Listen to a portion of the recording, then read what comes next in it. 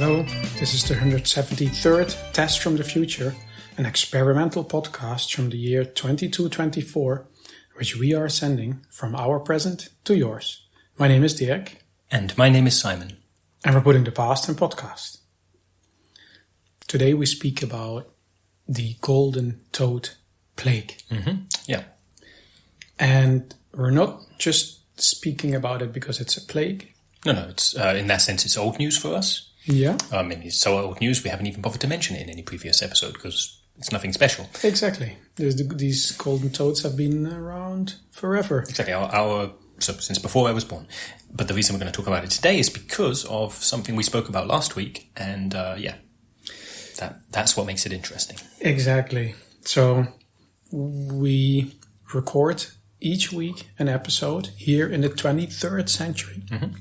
Send it back through the low fidelity wave bunner exactly 200 years to you, the listener, in the 21st century. That's how it's been working for, 173 episodes now, give or take. And even in one episode, we went to a museum. We got a bunch of old tech. And this included an iPod. Yep, that's what we learned it was called in the end. And this turned out to have every of our episodes. Yep, I've got it here. Listeners hear the clicking, we see with our eyeballs. There you go, see, all the way up until episode 172. Yes. Very nice. And every time we send one of our episodes back in time, they appear on this iPod.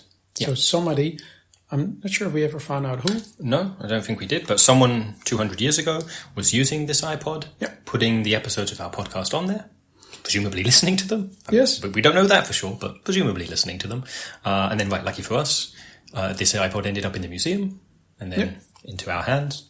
And it's very helpful because, we send the episodes back in time, and once we send them back, we have no trace of them. Exactly. We no longer have them, and for the longest time, we could not actually listen back to our episodes until we got this iPod. So we're super happy. We don't really listen to our episodes all the time. No, that would be a bit too much. But it's a nice double confirmation next to your emails that it worked. Right.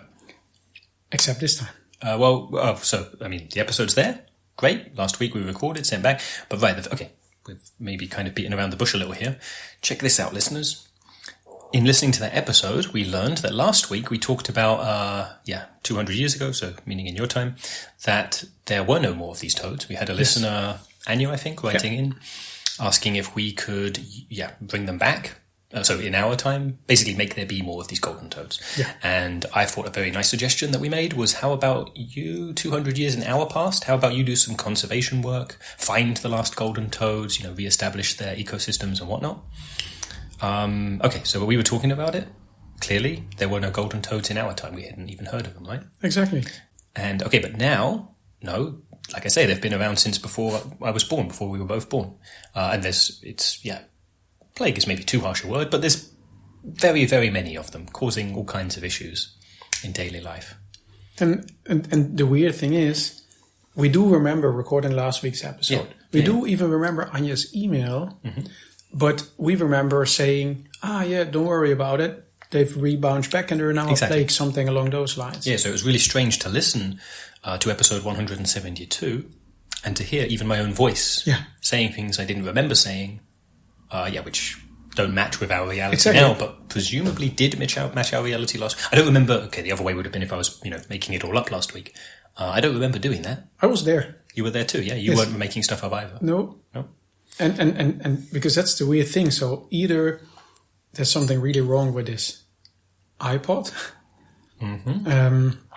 Someone could be impersonating us. This is a lot of effort to go to, but someone 200 years ago, they could have impersonated us, made their own custom edits, or their own fan edits maybe, of our show, and put them on this iPod. That's the point. We send them back in time. We have no idea how they're distributed. We're just trusting that people are getting them. So it could be someone else, they're getting them, and then they're making their own little edits, and then... Or maybe hadn't there's considered just that before. Really strict 21st century rules, like from society. Maybe our content was... banned in the 21st century, and they changed it to... So edited for... What would that even be called? Sanity? Safety? Basically, we're saying unsafe stuff about toads, and they're like, hey, no. I know the 21st century was still like half a dictatorship, Right. from what At least 200 years. Yeah, so we're in the year, for our listeners, we're in the year 2224, and right back in the year 2024. Yeah. We understand it was pretty grim. But it's still like, if this is actually the case, if they really, if we got censored, then they picked a really interesting thing to censor. Definitely from my perspective, and I think, from yours too, yeah? I mean, we said so many crazy things. And we revealed so many things about the future, and this is the thing that they decided to censor. That sounds unlikely. It does. And okay, I just realised we've been talking about this for a while now. We're pretty I mean, I think it's fair that we're hung up on this, the idea that what's even going on here. And I just realised for our listeners, okay, we're talking about this plague of golden toads, and we haven't really gone into detail. Yeah. Why is that a problem? Exactly. What does that entail? Because the show comes first, Our worries about what is going on here, we can come to later, but... Yeah, or not. Or not. But fair enough, yeah. It's like, and it is a typical, I mean, I don't know if it's a typical 23rd century thing, but the golden toad plague is very real, and it does limit us in things, right? Hinders what we can do in the world. It's interesting that it took us like almost 200 episodes to mention it even. Well, I think the main reason is that listening to the episode from last week. But it has been building. Yeah, like the inconveniences, they have been mounting because the toads, there are more and more of them. It's not like the kind of thing where it's stable or they're reducing in numbers. So they're increasing. It's reaching various critical thresholds and then surpassing those. And essentially they're almost everywhere around the world. I think not on the poles, but pretty much everywhere else. They're pretty resilient by now. Yep, they have no natural predators. Nope. And they're so cute, no one wants to hurt them, so... And there are still some really, really strict conservation rules. Like you can't hurt them. They're still a protected species, although... That seems like a holdover from when they were exactly extinct 200 years ago. There's always talk about deregulation here, but it hasn't actually happened. Hasn't been enforced in a while, but still officially you're not supposed to hurt them. But and which I more like. To the point, like I say, they are so cute, like no one wants to. And just the issue is it's causing issues. Yeah, the issue is it's causing issues. Causing problems for us all. Yeah, that's true. But they are cute. So if we have a plague, then I'm happy for it to be cute. It's a nice one. Okay, but then, so for our listeners, what does a plague of golden toads look like? I mean, first of all, just picture them almost everywhere. Bathrooms are very popular. Yeah. You can't really go to a bathroom anywhere where you see them hopping around. Yeah, so hopping when they're moving, but also just hanging out, chilling in the water. Yeah. For our listeners who, for some reason, don't know how big they are, they're about, 2.5, 3 centimeters long? Yeah, something like that. Yeah. A little bit bigger than a... Yeah. Exactly. Small. They were pretty tiny. Yeah, right, because I just realised our listeners, if they didn't know, maybe they were imagining toads, the size of their hand, size of their head. No. 2 to 3 centimeters long. That's what adds to their cuteness. Yeah, that's true, actually. And they also have... their eyes are a little... relatively big compared to their body. Sure. And they do that thing where when they blink, one open, so one at a time, basically. Like a little Mexican wave. And they can walk, and they have pretty long legs, so that looks kind of funny. And they can jump pretty far as well, considering their size. Yeah. Sure. And they can, not go straight up, not go up straight up a wall, but if it's slightly textured, then they can move up. Right, they've got real good grip on their toes. Exactly. Yeah. So they can get to places that we don't get to, which also means... Right, including, and this is, inside of food congos, inside of computers, basically inside of all kinds of electronics. Yeah. They really like it in there. I guess it feels nice, maybe there's a good atmosphere, good vibe. But okay, when there's too many of them in there, moisture builds up, and then sometimes, very sadly, they'll fall into something and get zapped. Yeah. Okay, cooking frog inside your food Congo. We don't eat actual animals, so that's a bad thing. And also it breaks the Congo. And they hang around food Congos because they know there's food coming out of it. So if you're not fast enough yourself, you're going to find frogs in your food. Yeah. I mean, for me, that you could actually maybe consider it a benefit. I have a lot of them on my balcony. So, my balcony is like half garden, half balcony. Yeah. Really high up in a skyscraper. And I'm not sure if you can call the farmies a plague, but there's farm animals that... that were set free after the whole world became vegan, and they move around in herds, and sheep and cows and pigs. We talk about, we've talked about this. Yeah, talked about it before. And they like to spend the night on balconies.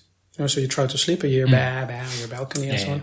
But they don't like golden toads. So if you have, so the golden toads are keeping the farm animals away. Yeah, a little bit. Yeah, so that's actually kind of a benefit. Yeah, a bit quieter. Like the frogs themselves, sure they'll do that croaking, bibbiting thing, but that's kind of soothing. Yeah, much more soothing, at least compared to like a cow mooing. Yeah. Yeah, so that's basically it. But you can imagine. I mean, you hop on a hover car to go somewhere. There's a couple of toads in there. I'm not sure if they do it on purpose, but they also move around. You teleport somewhere, then you step out of the teleporter, and there's a few golden toads following you. Come along for the ride. That's how I guess how they spread so fast. Yeah, so that's the golden toad plague. Yeah, and I mean, hopefully there will be a solution or a conclusion reached, like what to do about it.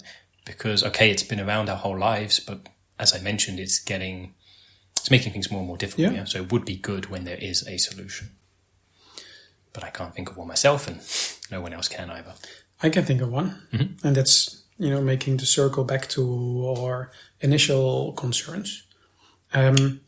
What if the iPod isn't actually broken? What if we weren't actually censored? What if we did actually say this last week? Okay, and in saying it, so meaning suggesting that folk 200 years ago saved these frogs, we caused our own current predicament. They did it, yeah. Exactly, you guys, yay, for you nothing really changed, but apparently you set some things in motion, or we set something in motion in your Together, time. we all set something in motion. Some of you guys who listened to this did a really good job. Nice. So that's good for you, and maybe do less of a good job is what you're suggesting? Yeah, I mean, like our listeners? That's what I was suggesting. Totally preserve the thing, but let's not go overboard. Right. Like now they have the knowledge. Our listeners know that those frogs are really, once they're rescued from the brink, that they'll flourish. So maybe don't need to rescue them like too much for too long. Like rescue them a little bit and then leave them be.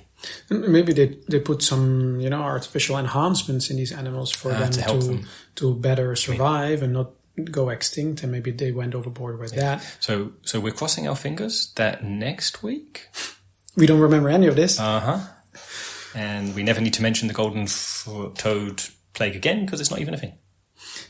Yeah, I mean, yeah. I mean, the thing is, because that's kind of why we also wanted to talk about this, is it does really seem like we have been influencing our present through our podcast. Oh dear, and right, because we noticed it this time. We don't know if it happened before. Yeah. And that's... I mean, I don't really want to listen to every single one of our previous episodes, but I guess that would be a good idea. I mean, I think I probably won't remember half the stuff I said anyway. No. But in principle, we could go back, listen to them, and we would hear ourselves saying things, and it wouldn't match what with the present. Yeah, that's true. Yeah, fair enough. Maybe I was going to say maybe a listener could do that on our behalf, but they really can't. So. Because they need to be here. Yeah. I mean, for me, I definitely don't want to go back and listen to all the episodes to fact check, because apparently it can change. Our listeners could. I mean, they wouldn't know what's in our heads now, but they would maybe spot inconsistencies between the episodes. And then, at least draw those to our attention in an email. That could definitely not hurt. And also, we might just have been a little bit inconsistent ourselves while not paying attention. No, we haven't. No, you're shaking your head. We've never been inconsistent. No. Okay. I don't often, I listen back to previous episodes, like, I don't remember saying that, but I definitely did. But in this case, it was like, that makes no sense. Right. It's not just like it's not just a slip of a tongue. Yeah, it's a very different thing about the world. But so what do you think? But like, if we actually able to influence our parents, is that a good or a bad thing? I mean, especially say we've done it. So we did it this one time with the golden toad. Let's say we maybe did it before. Hopefully not. But if we did, it's all been accidental. Yeah, it hasn't been intentional. And now let's, for this discussion now, assume we can. okay, either we need to be careful. Yeah, I mean, I feel totally uncomfortable. You know, it's like we could just tell our listeners don't change anything. That'll work, yeah. Don't touch anything. Yeah, like listen to our show and take nothing from it. Exactly. And don't use any of our words to influence what you do in your lives. Take no advice. You know, correct. Continue as you did before. Yeah. But that's the thing. Okay, I would definitely feel much more comfortable knowing that. You know, that you guys don't change anything. Don't touch it. I mean, another possibility would be, instead of sending our podcast 200 years in the past, maybe we fiddle with the low fidelity wave burner, send it 200 years in the future. And we can't get any emails then. Right, we wouldn't hear back from our listeners. Okay, never mind about that then. We'll keep sending it backwards in time. It would also be a bad target group, people that haven't been born yet. We will never get advertisers. Yeah, but that wouldn't be such a big difference. Yeah, that's true. That would be no difference.